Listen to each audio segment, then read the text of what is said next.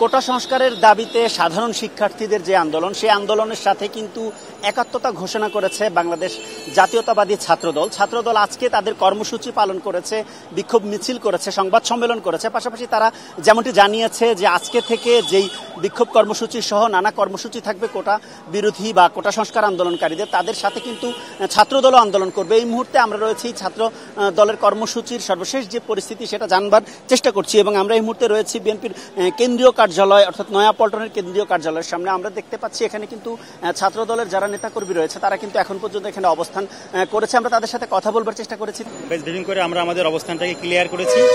এরপরে press briefing এর পরে গতকাল হামলার প্রতিবাদে ছাত্রদল কেন্দ্রীয় সংসদের পক্ষ থেকে আমরা এখানে বিক্ষোভ মিছিল করছি।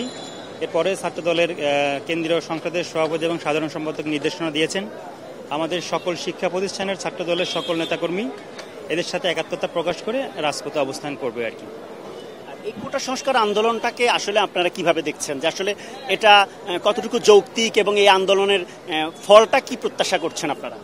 দেখুন, স্বাধীনতার 50 বছর প্রায় অতিক্রম করছে। আমরা এই সারা বিশ্বে অন্যান্য উন্নত দেশেও কোটা আছে, কিন্তু একটা নির্দিষ্ট টাইম পর্যন্ত কিন্তু কোটা থাকে আর কি। তো আমাদের 50 বছর তো অতিক্রম হয়ে গেছে। স্বাধীনতার যারা যুদ্ধে অংশগ্রহণ মুক্তিযোদ্ধারা ছিল এদের সন্তানদেরও চাকরির বয়স কিন্তু শেষ।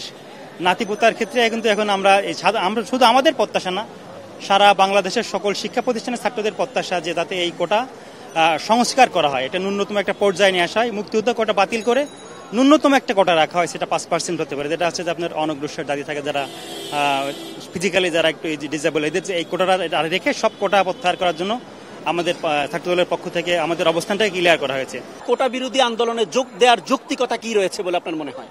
আপনি জানেন যে আমাদের বাংলাদেশ জাতীয়তাবাদী ছাত্রদলের সভাপতি উনি কয়েকবারই পরিষ্কার করে বলেছেন যে আমরা কোটা চাই না, তবে কোটা চাই কোনভাবে চাই। যেমন আপনার প্রতিবন্ধী তাদের একটা অংশ কোটার দাবিদার, এবং আপনার মুক্তিযোদ্ধা কোটা অতীতেও ছিল, কিন্তু হঠাৎ করে এই কোটা আন্দোলনের কেন নামছে যে 56% যদি কোটায় চলে যায়, বাকি থাকে কত শতাংশ? 46%। তাহলে দেশের কি অবস্থা হবে? আমরা চাই মেধাবীরা যোগ্য চেয়ারে বসুক, তাহলে মেধা তালিকায় যখন তারা উন্নীত হবে এবং যোগ্য চেয়ারে বসবে তখন কিন্তু দেশের যে অবকাঠামো তখন আরো আপনার উন্নত হবে।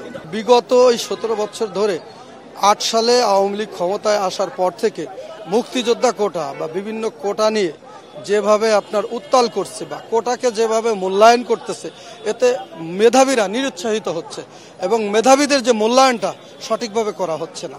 আমাদের বাংলাদেশ জাতীয়তাবাদী ছাত্রদল কোটা বিরোধী আন্দোলনের সাথে আমরা একত্রতা প্রকাশ করছি। বর্তমান বাস্তবতায় জনগণের ওদের হিস্সা অনুযায়ী ওদের যে 30% কোটা দেওয়া হয়েছে, এদেশের সাধারণ শিক্ষার্থী, এদেশের অধিকাংশ জনগণ যেটা বিশ্বাস করে সেটা হলো এটা অবশ্যই একটা বৈষম্যমূলক একটা ব্যবস্থা। আমরা জাতীয়তাবাদী ছাত্রদল এই বৈষম্যমূলক ব্যবস্থা অবশ্যই প্রত্যাহার চাই।